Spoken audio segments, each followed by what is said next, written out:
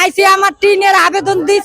দিছি স্যারের দ্বারে এই কুরবানির আগে হাতে 2-3 মাস হয়েছে বুঝছেন। হে কয় কি কয় চাচি যান গিয়া আমরা ফোন দিব মানে ফোন নাম্বার তো দিচ্ছেন কয় কালকে আইসি মতন কয় টিন নাই আরেকজন আবার কয় থানা ক্যান্সেল যাইতে গেছি থানা ক্যান্সেল ওই মহিলা টিন স্যারে হ্যাঁ লাগে কথা কইছি হ্যাঁ কয় কি কয় টিন নাই আইলে ওই তো দেহি টিন লইয়া যায় কন না আমার স্বামী নেই আমি 3টা মাইয়া লইয়া ইট ভেঙ্গে খাই কন আমি ঘরে সারাদিন খাইতে যাই যে ঘরে থাকবো ঘরে পানি ভরিয়ে ভরে আমরা পেট খেতে মানুষ আমরা খাইতে না খাইতে বাবা আমরা এদিকে আইলে আমাকে কোনো ই করে না আমরা রাত্রে যাই বাবা আমাকে দেখাই না ভাই যায় আমাকে কোনো খাওয়া কিছু পাইতেছি না আইসি বাবা আমরা আগে দিছি আমরা চাই দিছে চোর হ্যাঁ থাকি যায় এখন নিজেকে পানি ভরে আমাকে বাবা দেয় না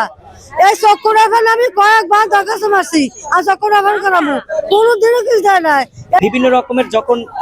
সুবিধা থেকে বঞ্চিত হয় তখনই মূলত তাদের ক্ষোভের তৈরি হয়। তারই ফলপ্রসূ হচ্ছে গিয়ে আজকে তাদের প্রতিবাদ। যেমন তারা হচ্ছে গিয়ে হিরণনগরের বাসিন্দা আমরা যতটুকু জানি, তো সেইখানে হচ্ছে গিয়ে তারা কোনো প্রকারের কোনো সাহায্য সহযোগিতা সকল প্রকারের সাহায্য সহযোগিতা থেকে ডিসি অফিসমুখী তারা বঞ্চিত। তাদের কারো বাসার হচ্ছে গিয়ে টিন থেকে টিন ফুটো হয়ে পানি পড়তেছে, তারপরে কেউ কোনো প্রকারের সাহায্য সহযোগিতা বলেন সেটা সরকারি অনুদান বলেন বা আপনার টিন বলেন বা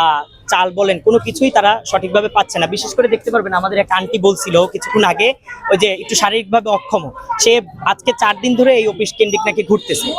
তার একবার টিনের জন্য, অথচ এই বর্ষা চলতেছে তার বাসায় পুরো স্যাঁতসেঁতে অবস্থা, বাট তারা এই অফিস থেকে ওই অফিস ওই অফিস থেকে ওই অফিস এইভাবে ঘুরপাক খাচ্ছে। তো সেখান থেকে তাদের হচ্ছে গিয়ে প্রতিবাদের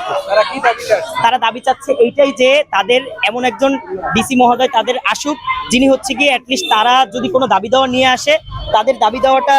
তারা সঠিকভাবে পালন করার চেষ্টা করবে। আমার নাম হচ্ছে তাজ ভাইয়া।